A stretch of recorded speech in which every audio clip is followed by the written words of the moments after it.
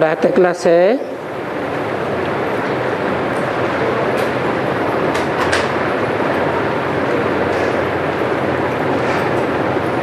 अठारह 3/66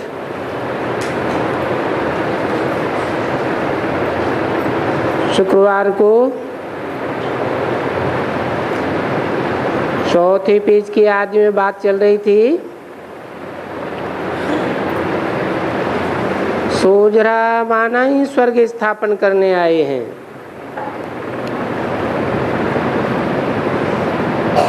तो देखो ये स्वर्ग स्थापन कर रहे हैं और तुम बच्चे बैठकर पढ़ते हो।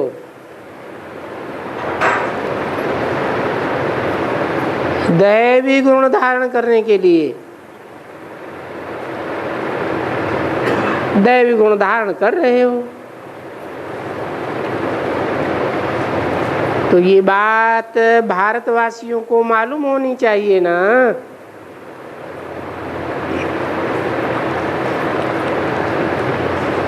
शिव जयंती मनाई जाती है, उसके बाद क्या होगा?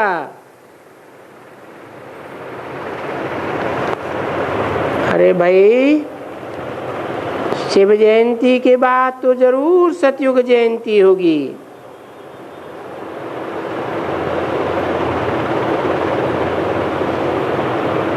शिव माना ही कल्याणकारी,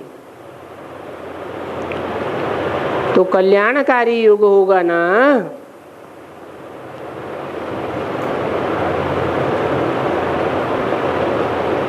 सत्य का युग है ही सतयुग कल्याणकारी। तो जरूर सतयुग जयंती होगी और फिर जरूर लक्ष्मी नारायण जयंती भी होगी। यानी दैवी जयंती, दैवी राज्य,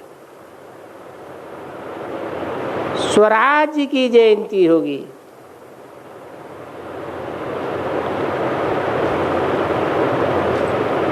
परराज्य, पर कहते हैं रावण को,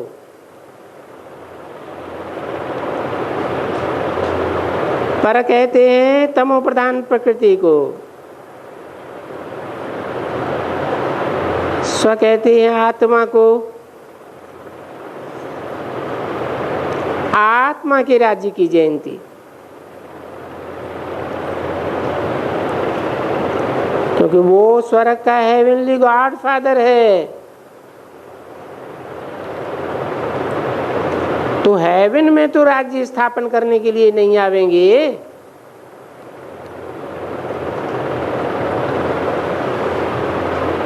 जरूर नरक में आवेंगे, फिर नरक के बाद स्वर्ग होगा। हेल में आएंगे। तो हेल एंड हेवन के बीच में आते हैं। दोनों का संगम है। तो बोलते हैं मैं हेल एंड हेवन के बीच में आता हूं। उसको कहा जाता है कल्प का संगम युग। तो मैं आता जरूर हूं। तो देखो गाया भी जाता है कि बरोबर शिवरात्रि, महाशिवरात्रि,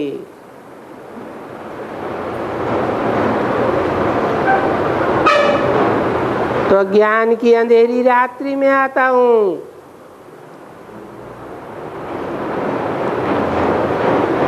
जबकि सारी दुनिया में अज्ञान अंधेरे की रात्रि है।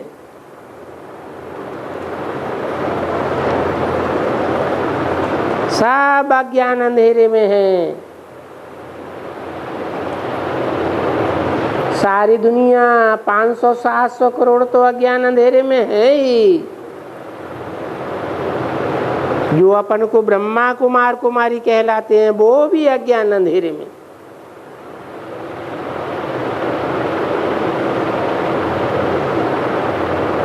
बेसिक ज्ञान में है,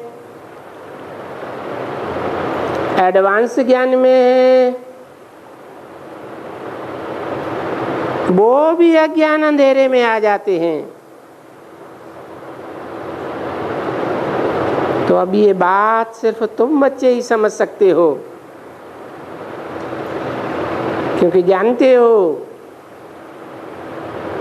इस समय ब्राह्मणों की संगमयुगी दुनिया में शूटिंग हो रही है, पूरे कल्प की शूटिंग हो रही है। बेहद के नाटक के चारों सीन की शूटिंग हो रही है।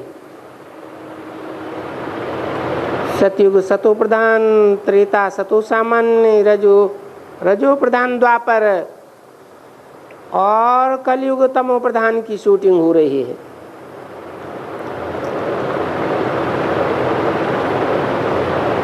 तमो प्रधान अर्थात रात्रि, इस बात को तुम बच्चे समझ सकते हो और तुमको नंबरवार धारणा भी हो सकती है, ताकि औरों को भी धारणा कराए सको। जो अच्छी तरह धारणा करते हैं वो दूसरों को भी अच्छी तरह कराते हैं। दिल पर भी तो वो ही चढ़ते होंगे ना जो सर्विस करते हैं। मनसा वाचा कर्मणा 3 प्रकार की सर्विस होती है। फिर जैसी जैसी सर्विस है इतना ही दिल पर चढ़ेंगी। सर्विस तो सब करेंगे ही जरूर, कुछ न कुछ तो सर्विस करते हैं ना। कोई सफाई करेंगे, कोई भंडारा चढ़ाएंगे, कोई क्या काम, कोई ऑलराउंडर वर्कर्स भी होते हैं तो वो सब करते हैं।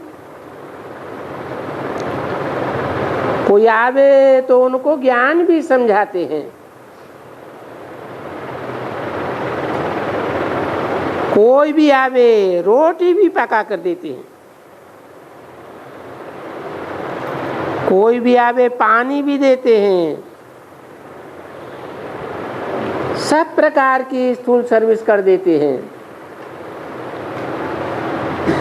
उनको कहते हैं ऑलराउंडर।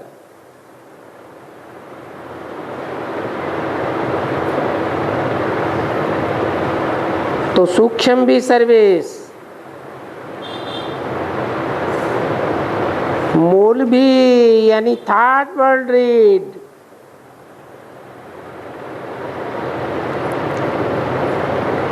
इसको कहा जाता है मनसा वाचा कर्मणा। तो उनको कहा जाता है सभी सर्विस में ऑलराउंडर। जो भी सर्विस सामने आती है तो सभी सर्विस सीखनी चाहिए, क्योंकि भोजन बनाना भी सीखना चाहिए।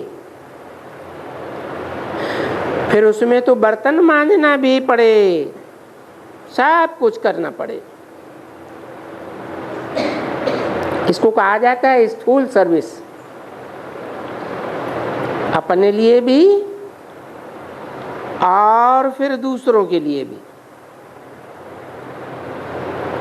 ये स्थूल सर्विस भी है ना।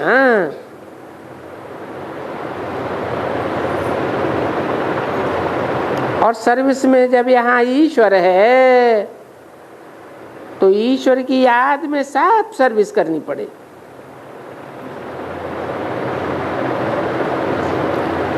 ईश्वरीय सेवा है ना, तो ईश्वर की याद तो फास्ट होनी चाहिए। वो जब उसको याद करते रहे तब भी कर्म विनाश हो। तभी बाप आकर के समझाते हैं, मैं तुम बच्चों को अकर्म, कर्म और विकर्म का ज्ञान सुनाता हूँ, सुनाता हूँ कि इस समय में सब आसुरी संप्रदाय हैं, तो कर्म विकर्म ही बन जाते हैं।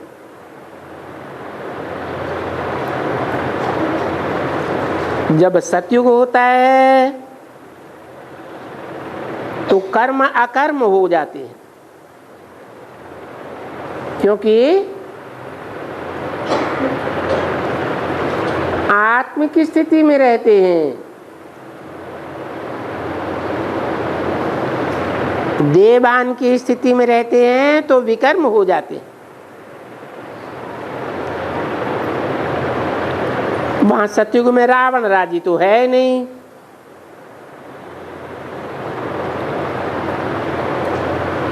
और यहाँ का वर्षा वहां मिला हुआ है।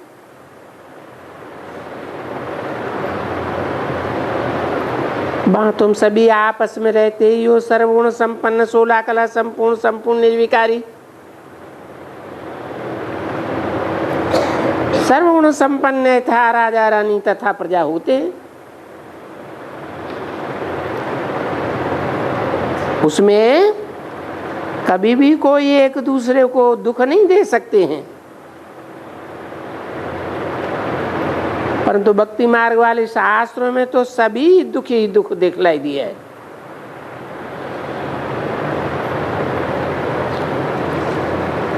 क्यों दिखलाई दिया है?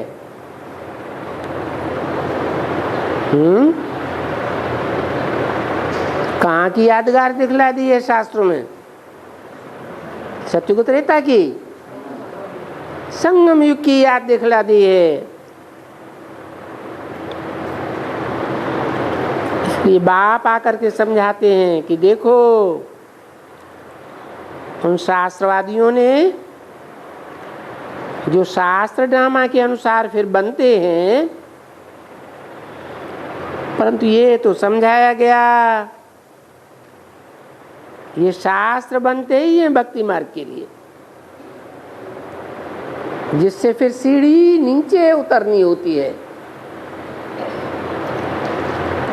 बरोबर देखा जाता है कि जब वाम मार्ग में जाते हैं तो फिर सीढ़ी उतरनी पड़ती है,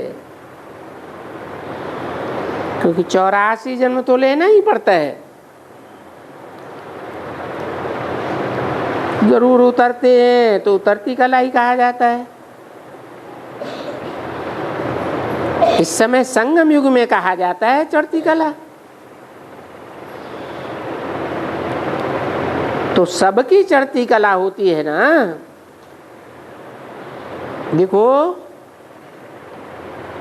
अभी संगम में है सबकी चढ़ती कला।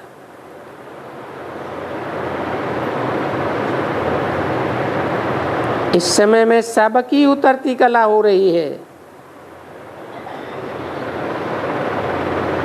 क्यों? क्योंकि आत्म की स्थिति की प्रैक्टिस नहीं है। बरोबर इस समय में सभी हैं ही नरकवासी, तो जरूर उतरती कला हो पड़ी। और फिर जब चढ़ती कला है तो सब जाते हैं स्वर्ग में या तो शांति धाम में। तो देखो, सबकी 500-700 करोड़ की भी चढ़ती कला हुई ना, सबकी चढ़ती कला माना सबको दुख से छुड़ाए लेते हैं। इसलिए बाप को लिबरेटर भी कहते हैं। अभी तुमको तो यही नशा है कि हम इस समय में ईश्वरीय फैमिली टाइप के हैं, पीछे जा कर के हम दैवी टाइप के बन करके सुख देखेंगे, क्योंकि हम पुरुषार्थ कर रहे हैं। वहां तुमको ये नशा है, हम बाप से वर्षा ले रहे हैं, लायक बन रहे हैं।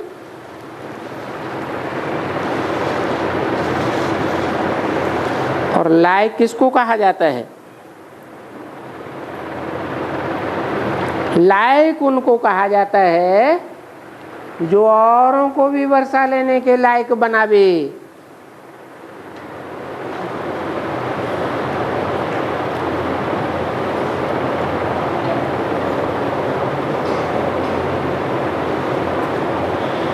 पीछे कोई राजाई पद पावे, कोई क्या पद पावे,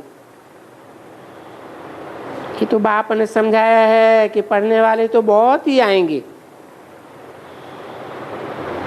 फिर ऐसे नहीं है कि सब कोई 84 जन्म लेंगे, नहीं, पढ़ने सब आएंगे। पीछे जो थोड़ा पढ़ेंगे, ऐसे थोड़ा थोड़ा तो देरी से आते रहेंगे, तो जरूर 84 जन्म सब थोड़े ही लेंगे।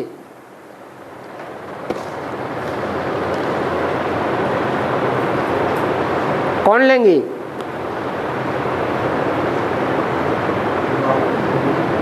मन सब धर्म वाले 84 जन्म नहीं लेंगे, या सब धर्मों में कन्वर्ट होने वाले 84 जन्म नहीं लेंगे। सिर्फ जो सूर्यवंशी है वही 84 जन्म लेते हैं। 18-3-66 की वाणी का 5वां पेज।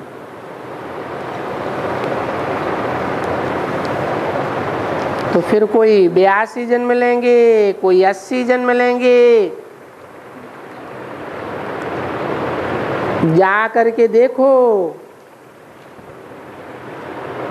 आधा कल्प तक ये देवी देवता ही रहते हैं। आधा कल्प तो बहुत आते रहेंगे,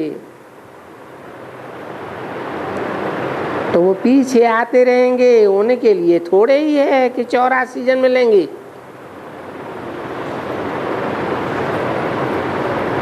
आते रहते हैं जो बिल्कुल ही लास्ट में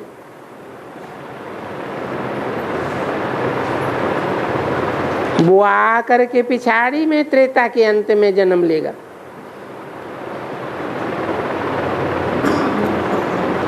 उनको भी तो कहेंगे ना भाई स्वर्ग में आए, क्योंकि त्रेता के बाद तो फिर पीछे वाम मार्ग आ जाता है।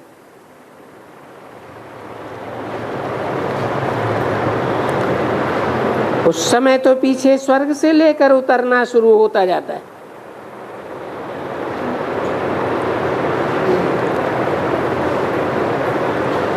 ये सभी नॉलेज बुद्धि में रखना चाहिए ना, और ये समझाना होता है। ये नॉलेज तो तुम बच्चों के सिवाय कोई समझा ही नहीं सकता। इसलिए भारतवासियों को पहले ही कह देते हैं कि भारतवासी तो पहले आए थे। कहाँ के वासी? मतलब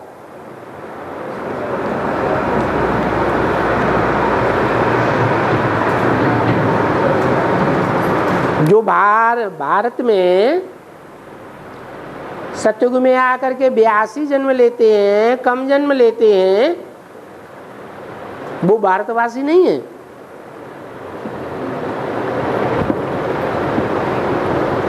है। क्यों? क्योंकि वो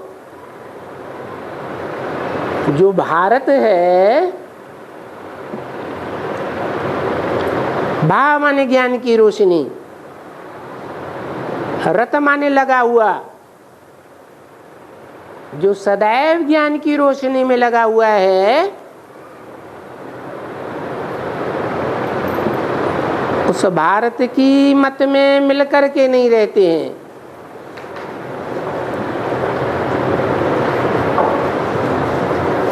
एक होके नहीं रहते हैं, विरोधाभास पैदा कर देते हैं। कोई दूसरे की मत पर चल पड़ते हैं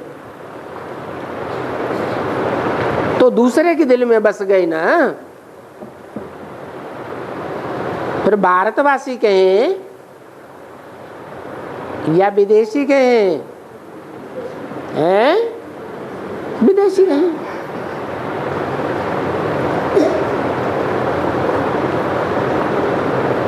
तो 84 जन्म तो भारतवासियों ने ही पूरा किया है।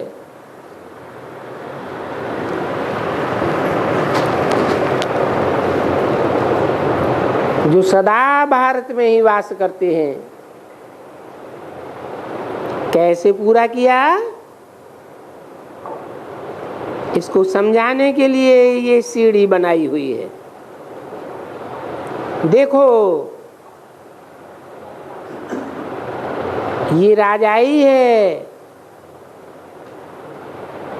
पीछे यथा राजा रानी तथा प्रजा हम रहते थे। ये सीढ़ी समझने की बहुत अच्छी है। किनके लिए? विदेशियों के लिए नहीं, ये सीढ़ी है खास भारतवासियों के लिए। वो भी सीढ़ी है, जैसे वो जो चक्र है सतयुग त्रेता द्वापर कलयुग, इसमें भी सतयुग त्रेता द्वापर कलयुग, तो ये भी सीढ़ी है। ये सीढ़ी उतरने की सहज समझ में आ जाती है। वो चक्र ड्रामा के रूप में है।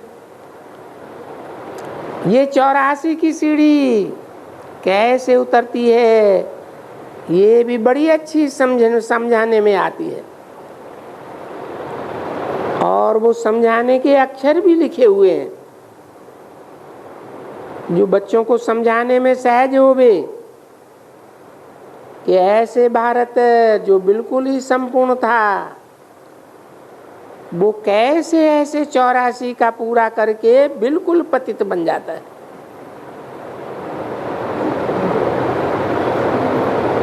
फिर आ करके बाप ऊंचते ऊंच बनाते हैं। तो जब बाप आते हैं तभी सभी का कल्याण हो जाता है, क्योंकि बाप खुद ही कल्याणकारी है। कल्याणकारी कहा जाता है ना, तो सबका कल्याण करेगा या कोई का कल्याण करेगा? सबका कल्याण करते हैं। और जिस युग में आते हैं उस युग को भी कल्याणकारी युग कहा जाता है, आस्पिशियस युग कहा जाता है।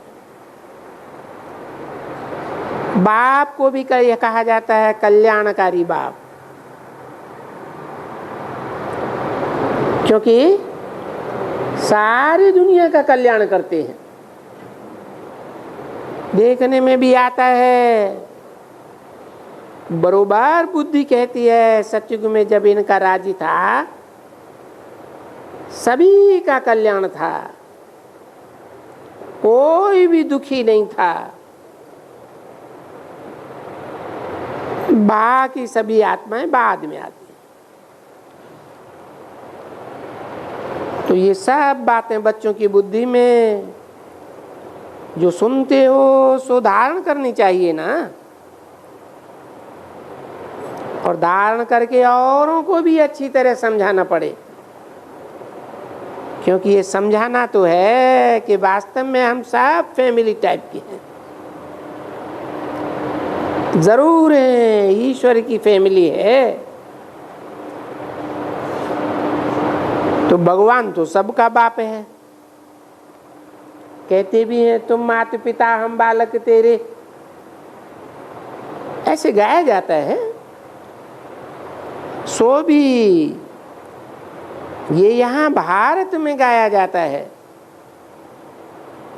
वहां विदेशों में तो सिर्फ फादर कहा जाता है। वहां कोई मदर एंड फादर नहीं कहा जाता है, क्योंकि यहाँ मदर एंड फादर आते हैं। क्योंकि यहाँ तुम बच्चों को अडॉप्ट किया जाता है, माँ बाप मिलते हैं। उन लोगों को माँ बाप नहीं मिलते हैं, इसलिए फादर को याद करते हैं। और जब फादर क्रिएटर है तो जरूर मदर तो होगी ना।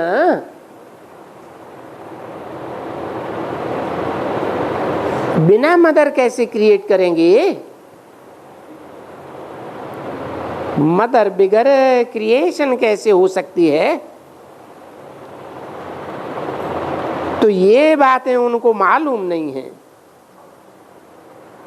ये फादर है, क्रिएटर है, हेवनली गॉड फादर। कैसे हेवन स्थापन करते हैं वो तो न भारतवासी जानते हैं न विलायत वाले जानते हैं। तो इस समय में तुम जानते हो, तो बरोबर कैसे फादर आकर के नरक की दुनिया को स्वर्ग बनाते हैं। पीछे गाया हुआ तो है कि ब्रह्मा के तन से स्थापना करते हैं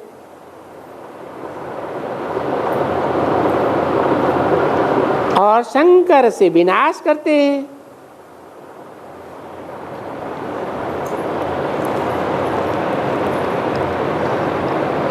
ब्रह्मा तो शरीर छोड़ दिया,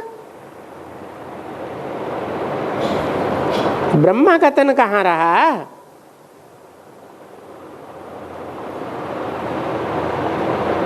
तो स्थापना करते हैं का क्या मतलब हुआ? ब्राह्मण धर्म की स्थापना करते हैं और जो पवित्र ब्राह्मण नहीं बनते हैं शंकर द्वारा विनाश करते हैं। तो स्थापना और विनाश तो होता ही है।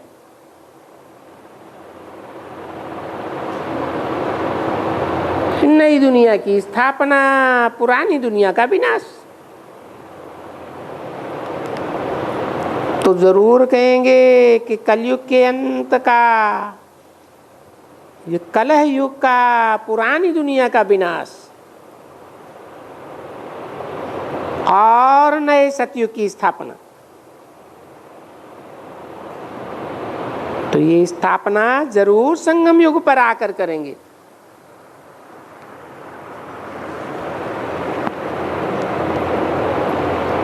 तो देखो तुम बच्चे संगम युग पर हो, ईश्वरीय संप्रदाय भी हो, फैमिली भी हो और कल्प के संगम युग पर भी हो। और बाप भी कहते हैं मैं कल्प के संगम युगे आता हूं और तुम आकर के फैमिली टाइप बने हो। यानी मम्मा बाबा को या माता पिता को याद करते रहते हो। तो भी बाप कहते हैं माम एकम याद करो, दो को नहीं याद करना। क्या कहा है? नहीं, एक को याद करना होता है।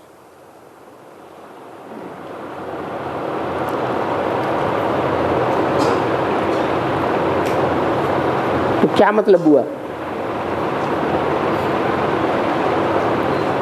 है?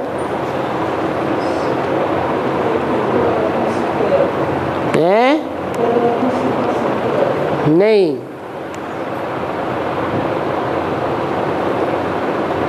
एक ही पर्सनालिटी में दोनों समाये हुए हैं।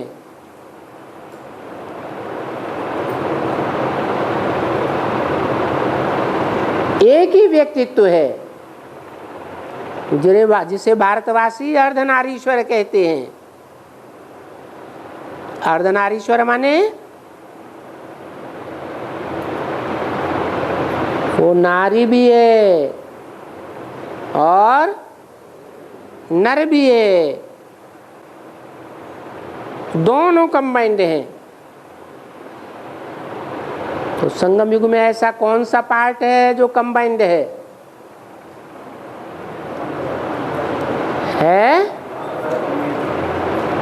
क्या? माता पिता कंबाइंड, बाप दादा कौन कंबाइंड है?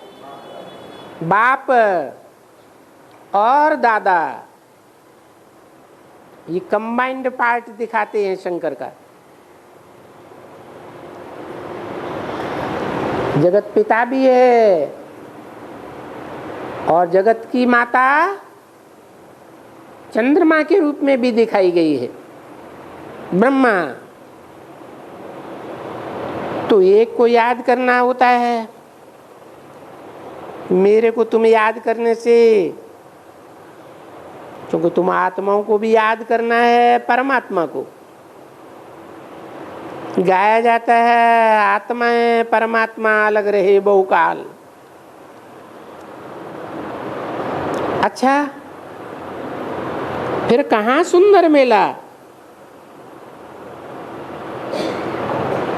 जरूर यही कहेंगे ना, क्योंकि शिव बाबा परमात्मा यहीं आते हैं। तो उसको कहा जाता है कल्याणकारी सुंदर मेला। जबकि बाप फिर आकर के सबको अपना परिचय देते हैं, अपने घर का भी परिचय देते हैं, शांति व मुक्ति का और जीवन मुक्ति का। उसमें भी कहा जाता है सबको जीवन मुक्ति का वर्षा देते हैं, सबको जीवन मुक्ति का दान देते हैं, क्योंकि फिर सब इस जीवन मुक्ति से, जीवन बंध से छूट जाते हैं। सभी शांति धाम में, मुक्ति धाम में तो जाएंगे ही, फिर आएंगे तो भी पहले पहले ये सतो प्रधान होते हैं।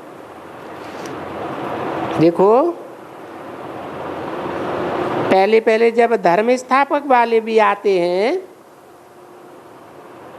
तो उस समय थोड़े मनुष्य रहते हैं उस धर्म के।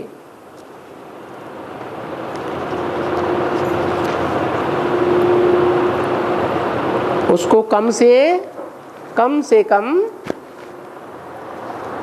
आधा समय तो जरूर चाहिए।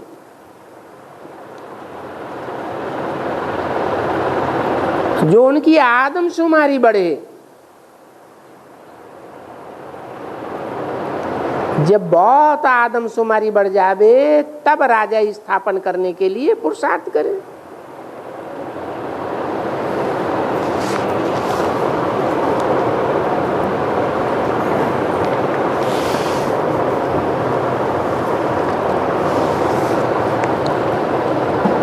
अठारह 366 की वाणी का 6ठा पेज।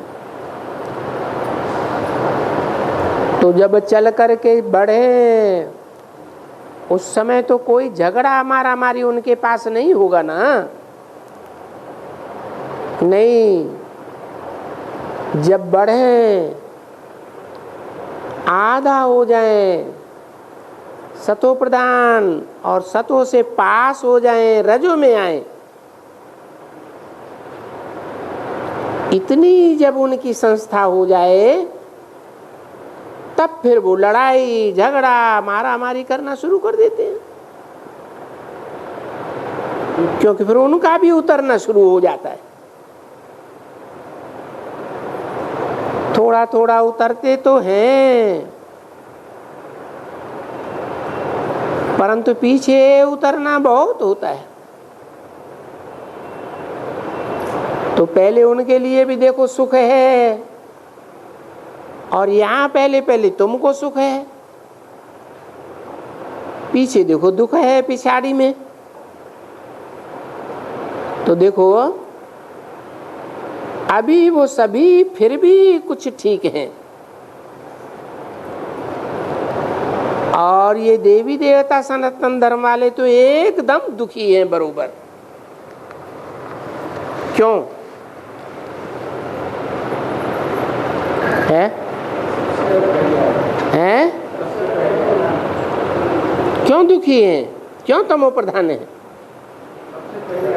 क्योंकि ये पहले आए और वो बाद में आते हैं, तो बाद में दुखी तमो प्रधान बनते हैं। क्योंकि इस समय में सभी जर्जरीभूत अवस्था को पाए हुए हैं, और सबका विनाश तो होने का ही है। सब तैयारियां हो रही हैं, कोई नई बात तो हुई नहीं है,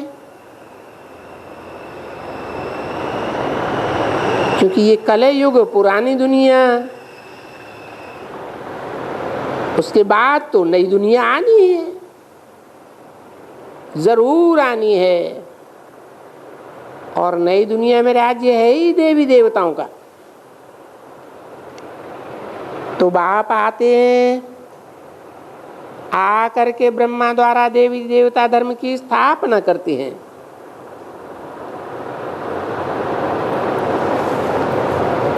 किसके द्वारा? ब्रह्मा द्वारा। अरे ब्रह्मा ने तो शरीर छोड़ दिया है। जिस ब्रह्मा ने शरीर छोड़ दिया, वो दाढ़ी मूछ वाले ब्रह्मा की पूजा होती है? नहीं होती है। वही ब्रह्मा की सोल कोई माता में प्रवेश करके जब कार्य करती है, तो उस माता की पूजा होती है।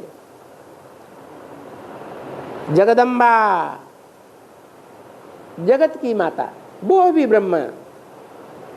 ब्रह्मा ने बड़ी माँ माने माँ। तो ब्रह्मा द्वारा देवी देवता धर्म की स्थापना करते हैं। देखते आते हैं भाई, ये विष्णुपुरी स्थापन कर रहे हैं ब्रह्मा द्वारा। तो जो जो पुरुषार्थ करते हैं, जैसा जैसा पुरुषार्थ करते हैं, वो विष्णुपुरी में आकर के अपना अच्छे पुरुषार्थ का प्रारब्ध पाते।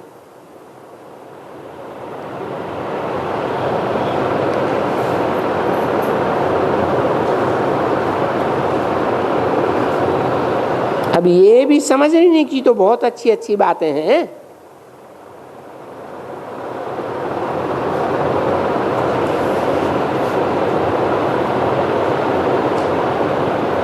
विष्णु को कितने हाथ होते हैं?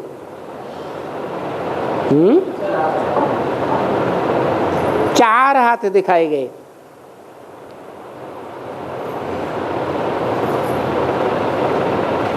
और ब्रह्मा को कितने मुख दिखाए जाते हैं?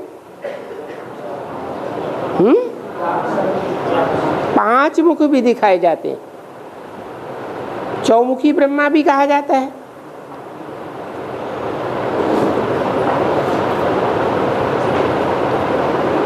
और ब्रह्मा से क्या बनते हैं? विष्णु बनते हैं। कोई ब्रह्मा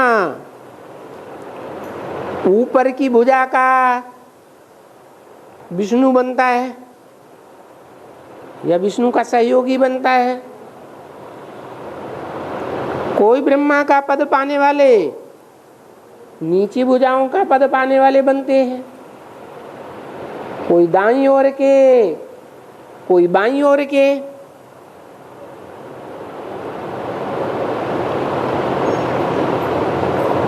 तो ये समझने की तो बात है ना।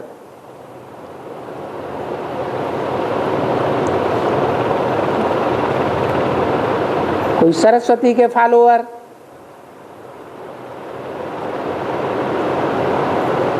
चक्र दिखाते हैं, कोई ब्रह्म समाधि ब्रह्मा के फॉलोअर,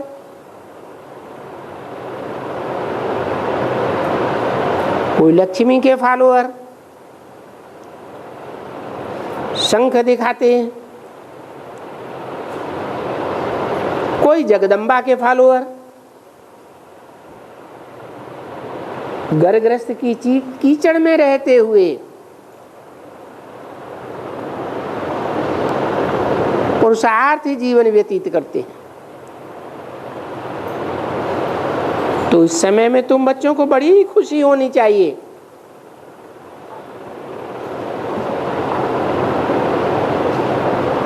तुम बच्चों को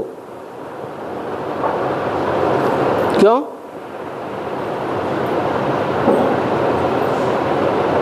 तुम बच्चे इन 4 सहयोगी भुजाओं में से क्या पसंद करते हो?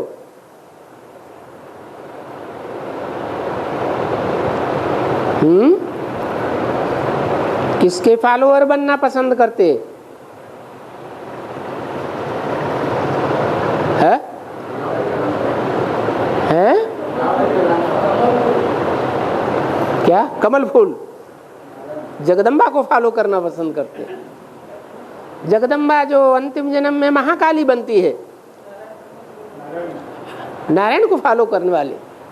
नारायण तो है ही नहीं 4 भुजाओं में।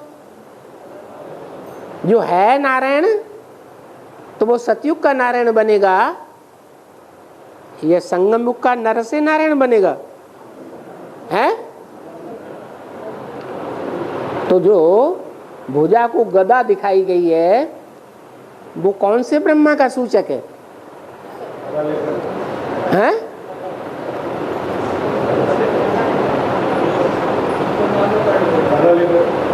दादा लेखराज ब्रह्मा ही कृष्ण की आत्मा सतयुग में जाकर के कृष्ण बनेगी।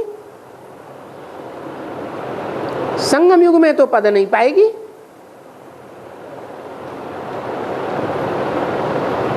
तो बाबा ने बोला तुम बच्चों को बड़ी खुशी होनी चाहिए। अब खुशी कहां से होगी? खुशी की बात ही नहीं पता है, हैं? खुशी तो तब होगी जब खुशी की बड़ी बात पता हो। तो पता है? पता ही नहीं तो खुशी कहां से बड़ी हो जाएगी? हैं? बड़ी खुशी की बात यह है कि तुम बच्चे जो 4 भुजाओं को चलाने वाला है, 5वां मुख वो ऊपर रहता है या 4 भुजाओं के साथ है? हाँ, तो तुम बच्चों को तो बहुत खुशी होनी चाहिए।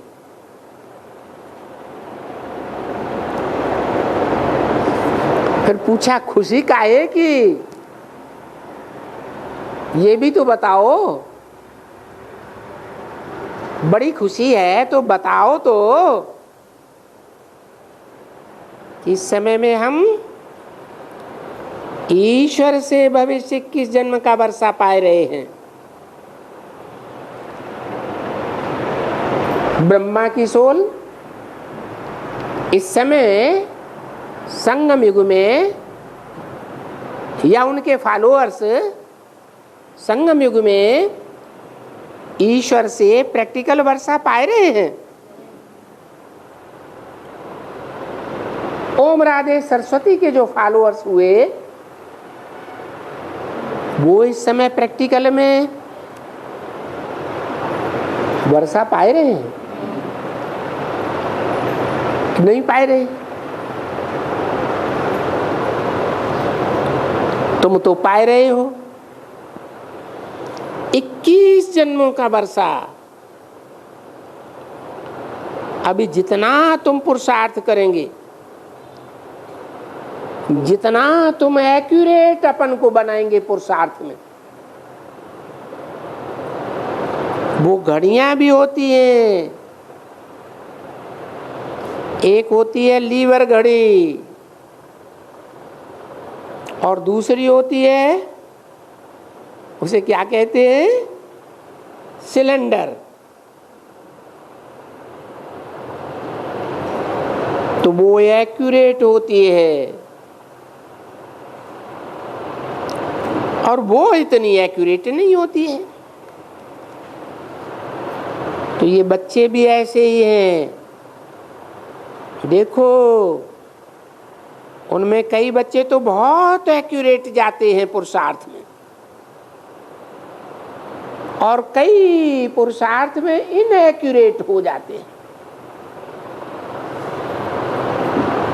तो फिर उनकी वैल्यू कम हो जाती है और उनको पद भी कम मिलता है। जो लीवर अच्छा चढ़ता है उनको अच्छा पद मिलता है। तो लीवर बनना चाहिए ना, तो अच्छा चलना चाहिए ना, एक्यूरेट चलना चाहिए पुरुषार्थ करके। अभी सब एक्यूरेट नहीं चल सकेंगे। ये तो बाबा ने शुरुआत में ही समझाया था। जो एक्यूरेट नहीं चल सकेंगे वो यहाँ वहाँ लून पानी होते रहेंगे, लड़ाई झगड़ा करते रहेंगे।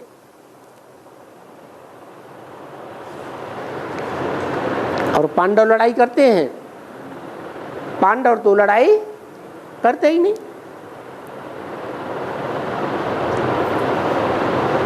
जो यहाँ वहाँ होते रहेंगे, लून पानी होते रहेंगे, वो भले कई तो अच्छी तरह से एक दो का खाना खराब भी करते होंगे,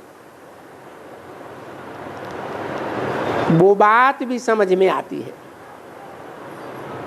ऐसे नहीं है कि नहीं देखने में आता है, समझ में आ जाता है। और जो किसका खाना आबाद न करते होंगे तो खराब तो जरूर करते होंगे, क्योंकि उनमें ज्ञान पूरा है नहीं, योग है नहीं, उनकी तकदीर में ही नहीं है, ऐसे भी कहा जाता है। क्योंकि तदबीर कराने वाला तो आता है, सबको एक जैसी तदबीर करना सिखाता है बरोबर, परंतु देखा जाता है तदबीर कराने वाला तो एक ही है, लेकिन तकदीर बनाने वाले पुरुषार्थ में कमजोर हो जाते हैं, इसलिए कम प्रारब्ध पाते हैं। बाकी बाप आते हैं तो पुरुषार्थ तो सबको एक जैसा कराते हैं ना। फिर वो श्रीमत पर न चलने के कारण, आसुरी गुण न खत्म करने के कारण योग में पूरा नहीं रह सकते। तो ये सब योग की बात है। अगर योग में अच्छी तरह से रहें तो धारणा भी अच्छी हो और बहुतों को तीर भी अच्छा लगे, क्योंकि जिनका योग अच्छा होगा उनका तीर अच्छा होगा। योग नहीं होगा, ज्ञान होगा तो उनको इतना पूरा तीर नहीं लगेगा, क्योंकि वो जैसे पंडित बन जाते हैं। पंडित को तो आजकल हम कहते हैं, जो आसुरी पंडित है ना, वो तो दुर्गति को प्राप्त कराते हैं। तो उनसे तो भले कुछ अच्छे ही हैं, परंतु योगी बच्चों का दिखाई देता है कि कम है। इसलिए शिव बाबा की तरफ इतना लब नहीं है। लब होवे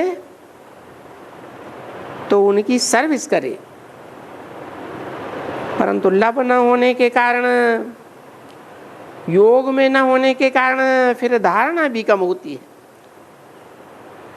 और उनकी एक्टिविटी भी सुधरती नहीं है। सर्विस में नहीं लगते हैं, खुशी नहीं रहती है। जैसे कोई मुर्दे होते हैं ना, उनकी शिकल ही जैसे मुर्दों की, क्योंकि तुम्हारे फीचर्स आकर के देवताओं जैसे सदैव हर्षित रहने चाहिए। क्योंकि ये साजन या बाप कहो तुमको मिला हुआ है, इतना मिला हुआ है जो तुमको 21 जन्म का वर्षा देते हैं। तो तुम बच्चों को देखो,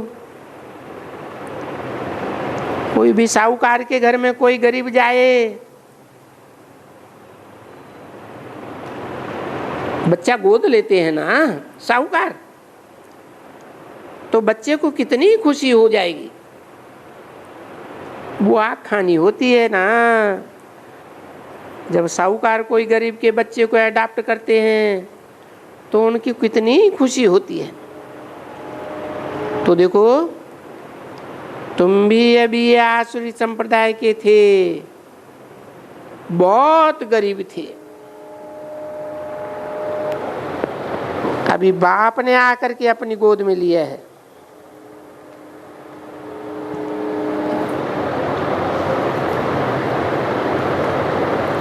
अडॉप्ट किया है तुम बच्चों को, तो तुम बच्चों को तो बहुत खुशी होनी चाहिए।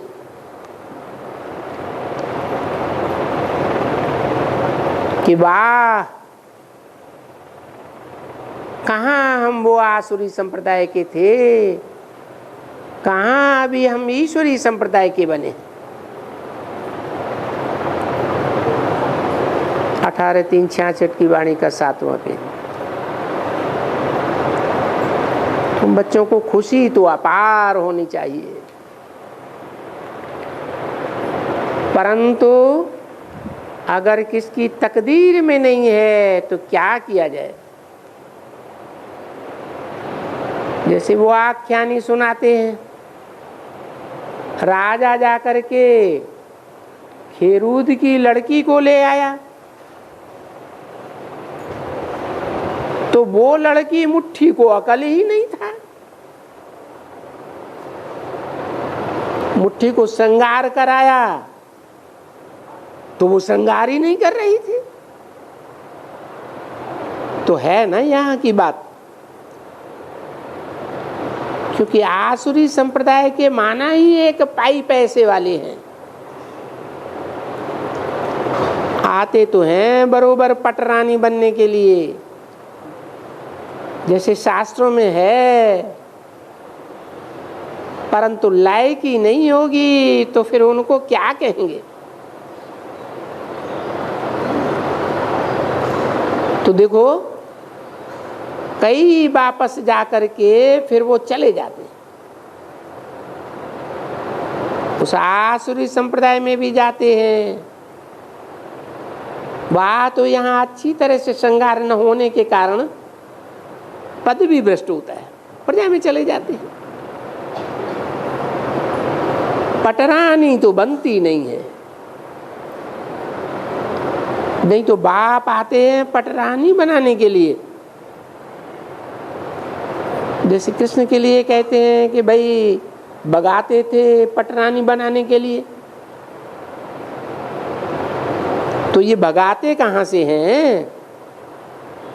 अरे ये रावण की राजधानी से भगाते हैं और क्या करते हैं, राम के राज्य में ले जाते हैं।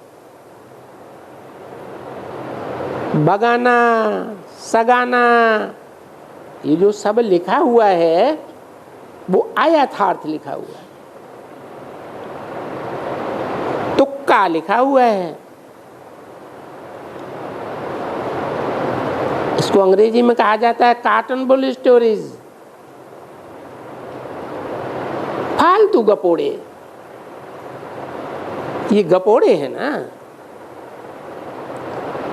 जैसे ईश्वर सर्वव्यापी है, ये गंदा गपोड़ा। पीछे गीता का भगवान कृष्ण है, दूसरा गंदा गपोड़ा। तो देखो वो जो गपोड़ शंख होते हैं ना, इनको कोई शंख नहीं मिला हुआ है सिवाय गपोड़ा मारने के। शंख तो देखो तुमको मिला हुआ है। देखो ईश्वरीय जो विष्णु है उनको शंख मिला हुआ है। तो वो शास्त्रों में तो साफ गपोड़े हैं। ईश्वर की आसुरी मत पर ये गपोड़े, और वो भी शंखध्वनि करते तो है ना। ये शंखध्वनि करे, ईश्वर सर्वव्यापी है। देखो ये भी तो शंखध्वनि है ना, ये गपोड़े हैं। तुम कहते हो नहीं, ईश्वर तो सबका बाप है, उनसे वर्षा मिल रहा है। वर्षा जिस बाप से मिलता है वो सर्वव्यापी होता है क्या? तो तुम्हारा है राइटियस गपोड़ा और शास्त्रों में है अनराइटियस गपोड़े। तो बाप बैठ करके युक्ति से ये सभी पॉइंट्स बुद्धि में धारण कराते हैं कि किसको भी तुम समझा सकते हो कि देखो ब्रह्मा कुमार कुमारियां सो तो प्रजापिता ब्रह्मा की संतान हुए, और प्रजापिता ब्रह्मा का बाप तो शिव है, क्योंकि ब्रह्मा विष्णु शंकर ये तीनों हैं बाप शिव के बच्चे।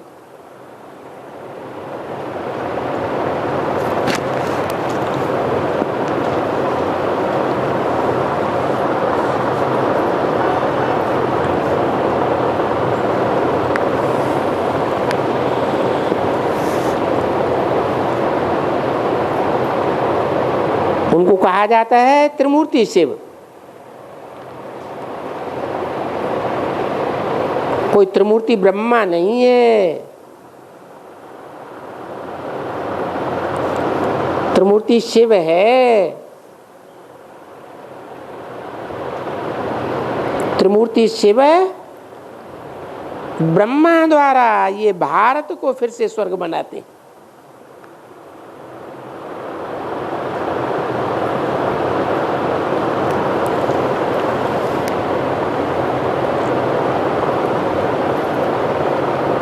जो भारत नरक है उनको स्वर्ग बनाते।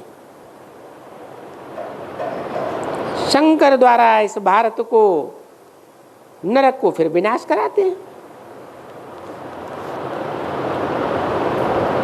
विनाश कराते हैं तो सबका विनाश हो जाता है, समझा ना। फिर जो यहाँ बचते हैं सो भी तो भारत में ही बचते हैं। कभी प्रलय तो होती ही नहीं है।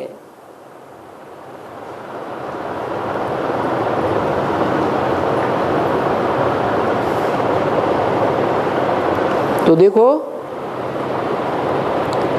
ये भी जैसे प्रलय हो जाती है ना, कितने 550 करोड़ हैं, और कहाँ देखो थोड़े मनुष्य भारत में होंगे।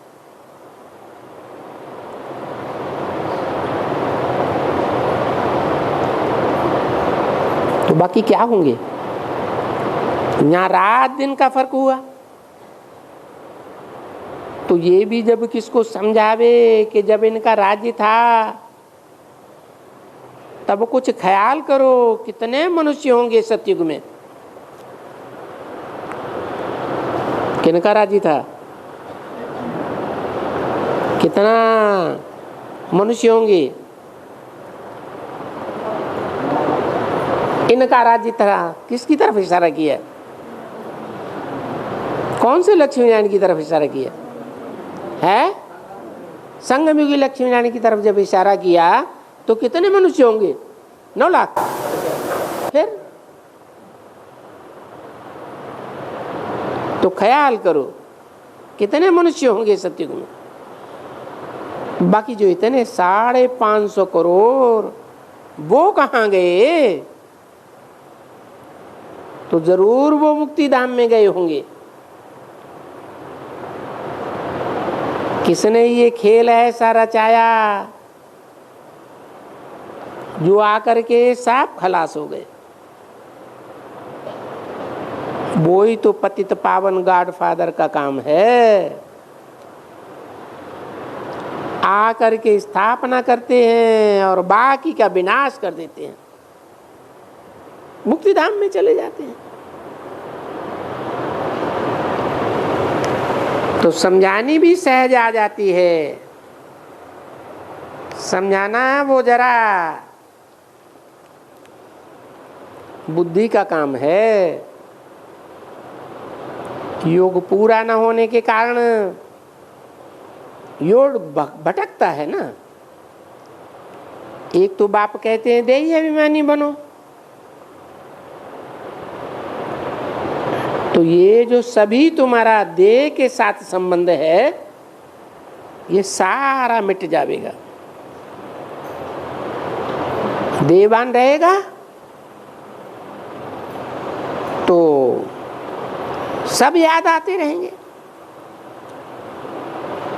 यही पुराने संबंध के मामा मासा मासी चाचा काकी भले उनको छोड़ा भी है और यहाँ आकर के बैठे भी हैं तो भी वो उनमें बुद्धि चली जाती है। बुद्धि जाती है तो बाप कहेंगे वाह हमारा बनकर के भी तुम नष्ट मोआ नहीं होते हो, फिर भी अपने मित्र संबंधियों को फलाने को याद करते रहते हो। तो फिर वो हमारे कैसे बनेंगे? उनको कहा जाता है बेविचारी याद। बाप कहते हैं याद करना चाहिए सिर्फ मुझे, और याद करते हैं अपने मित्र संबंधियों को। वहां इसको भी कहा जाता है बेविचारी याद होने के कारण इतनी सदगति को पा नहीं सकते हैं। क्यों नहीं पा सकते हैं? क्योंकि दुर्गति वालों को याद करते रहते हैं। बाप कहते हैं दुर्गति वालों को याद ही न करो, भले उनके साथ रहे पड़े हो वहां, परंतु उनमें इतना याद मत करो। क्योंकि तुम कहते हो ना हम बाप का, बाबा हम आपका हो गए बस। फिर बाहर को ऐसे ही जैसे साक्षी होकर के देखते हो कि हाँ ये जो देखते हैं ये तो सभी मृत्यु को पाए जाने वाले हैं, मृत्यु को पाए लेंगे।